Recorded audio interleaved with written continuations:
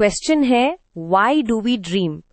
चलो इसको एक टीचर स्टाइल वे में समझते हैं, स्टेप बाय स्टेप, ताकि आपको बिग पिक्चर भी क्लियर हो और साइंटिफिक रीजंस भी।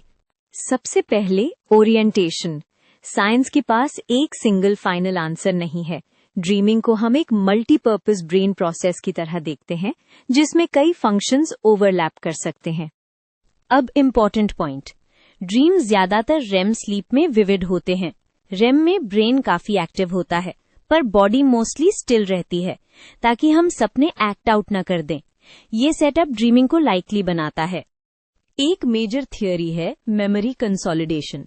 मतलब दिन भर जो चीजें हमने सीखी, ब्रेन उनको सॉर्ट करता है कि क्या सेव करना है, क्या वीकन करना है।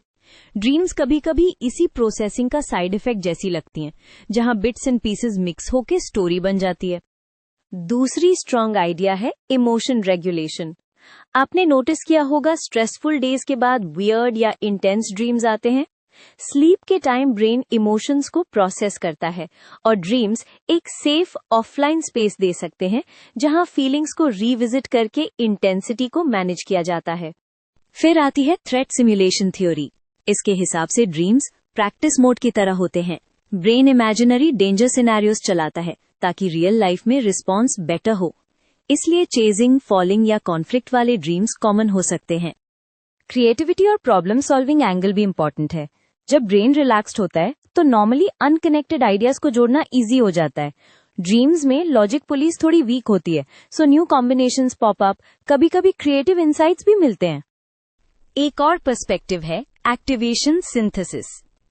इसके सिंपल वर्जन में ये समझ लो कि स्लीप में ब्रेन रैंडम सिग्नल्स जनरेट करता है और माइंड उनको मीनिंगफुल स्टोरी में स्टिच कर देता है।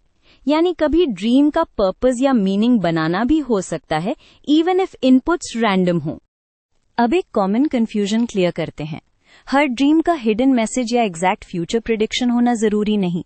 समटाइम्स ड्रीम्स मीनिंगफुल फील होते हैं, समटाइम्स बस ब्रेन प्रोसेसिंग का नॉइज। दोनों पॉसिबिलिटीज नॉर्मल हैं।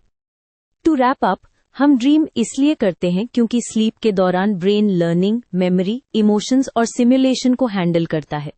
ड्रीम्स शायद इन प्रोसेसेस का टूल भी हैं और कभी कभी उनका साइड इफेक्ट भी। आप चाहें तो मैं आपसे 2 क्वेश्चंस पूछ के आपके ड्रीम्स को इन थ्योरी से मैप करके भी समझा सकता हूं।